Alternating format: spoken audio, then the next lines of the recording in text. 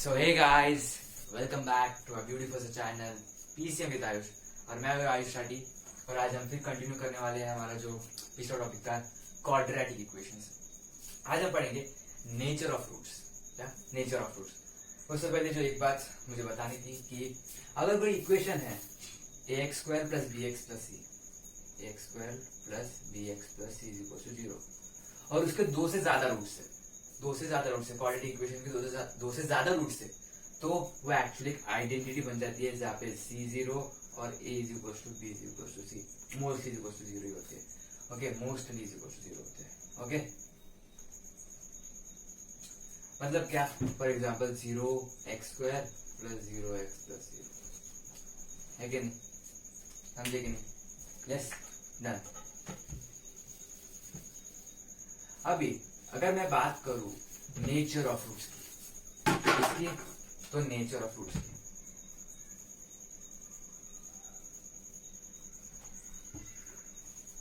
Nature of roots के nature क्या है? कोई इक्वेशन है x plus B x plus c, उसके जो रूट्स है उसके नेचर क्या है? उसके नेचर कैसे हो सकते हैं? एक होगा रियल, एक होगा इमेजिनरी, है कि नहीं? रियल में भी फिर से डिस्टिंक्ट एंड इक्वल, है कि नहीं? रियल में भी distinct and equal. Then rational, irrational, है कि नहीं?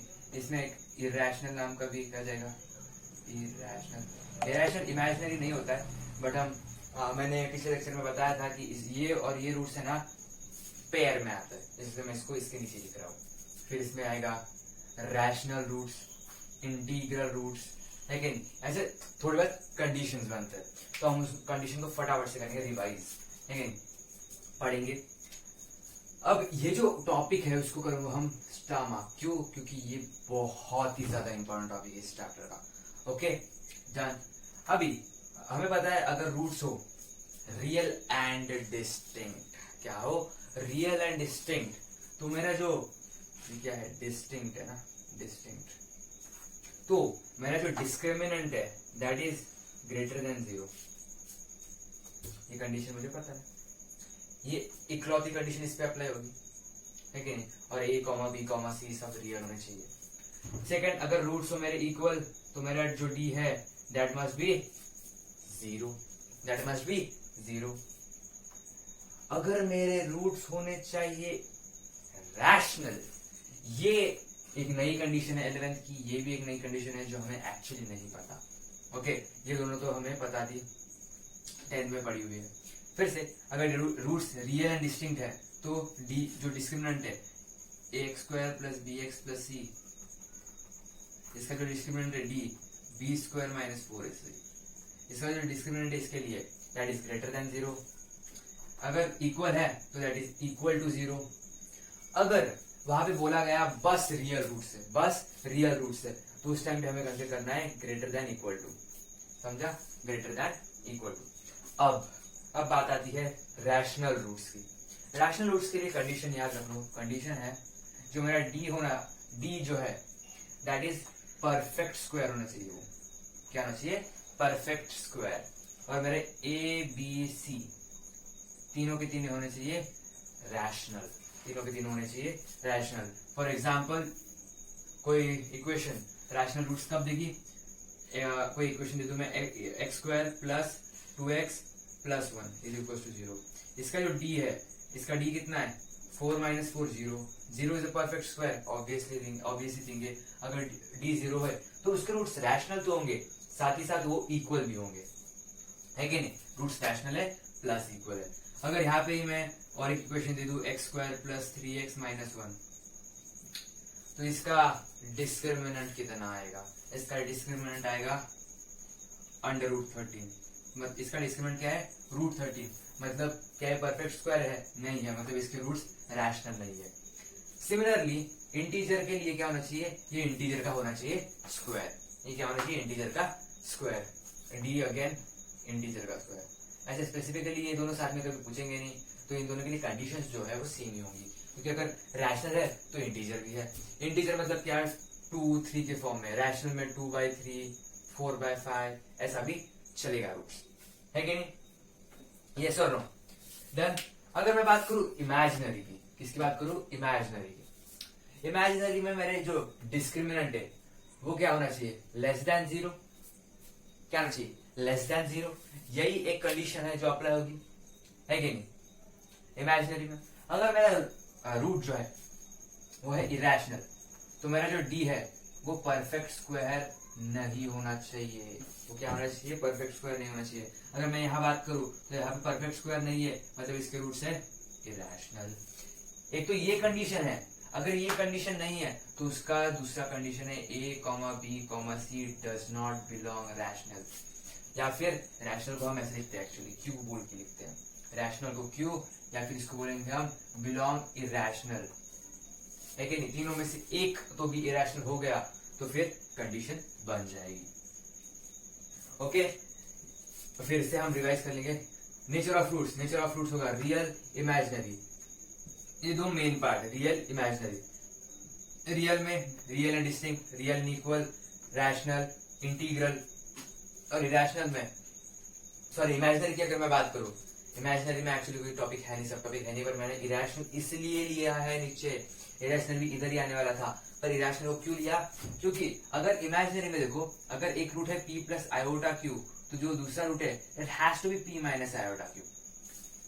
दोनों आएगा पेयर में, बस प्लस माइनस साइन चेंज होगा। सिमिलरली हियर होता है, ओके, सिमिलरली यहाँ होता है, पर आयोटा नहीं आता है। आयोटा मतलब -1, याद रख लो, आयोटा मतलब अंडर रूट ऑफ -1। क्या माइनस साइन का, नेगेटिव वैल्यूज का कभी हम रूट ले सकते हैं? नहीं, यह है कॉम्प्लेक्स नंबर। तो p प्लस आयोटा क्यू और p minus iota Q R imaginary, और ये हमेशा पेयर्स में आएगा।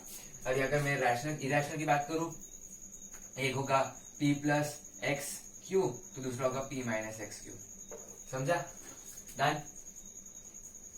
अगर रूट्स डिस्टिंक्ट है तो d greater than 0, roots equal है तो d इक्वल टू 0, अगर रैशनल है तो d इंटीजर का स्क्वायर। साथ ही साथ दोनों कंडीशन सेटिस्फाई करनी चाहिए, दोनों में से एक भी नहीं हुई तो वो रैशनल नहीं बनेगा। d इंटीजर का स्क्वायर और d abc जो है वो रैशनल होनी चाहिए। इंटीजर के लिए भी सेम कंडीशन अप्लाई, यहाँ पे इंटीजर ये, रैशनल ये, ओके ना? तो ऑलमोस्ट सेम कंडीशन हम अप्लाई कर सकते हैं, क्योंकि अगर d इंटीजर का स्क्वायर आ गया तो आगे जो b a उन पे डिपेंड करेगा वो रैशनल आएगा कि इंटीग्रल आएगा, है कि नहीं? अगर हो जाए इरेशनल तो d परफेक्ट स्क्वायर नहीं होना चाहिए। अगर वो परफेक्ट स्क्वायर हो गया, पर अगर मेरा b या फिर a इरेशनल हो गए तो भी रूट्स इरेशनल ही आएगा। और मेरा इमेजिनरी रूट्स की अगर मैं बात करूं तो d is less than 0। Done. Nature of roots. इसके अगर मैं थोड़ा ग्राफ की बात करूं, है कि नहीं? ग्राफ की बात करता हूं।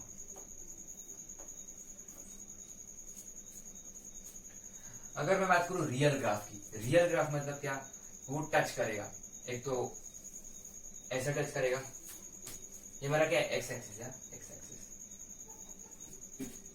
है कि नहीं? ये मेरा वाई एक्सिस, ये मेरा एक्स, ये मेरा वाई। ये जो ग्राफ आएगा ना वो ऐसा आएगा, कोई दो पॉइंट्स पे टच करेगा। अगर वो हो जाए इक्वल तो वो एक ही पॉइंट पे किधर तो भी टच करेगा, ओके नहीं? एक पॉइंट पे टच करेगा, यहाँ पे एक या दो। अगर मेरा रूट है डिस्टिंक्ट, अगर मेरा रूट है इक्वल, है कि नहीं?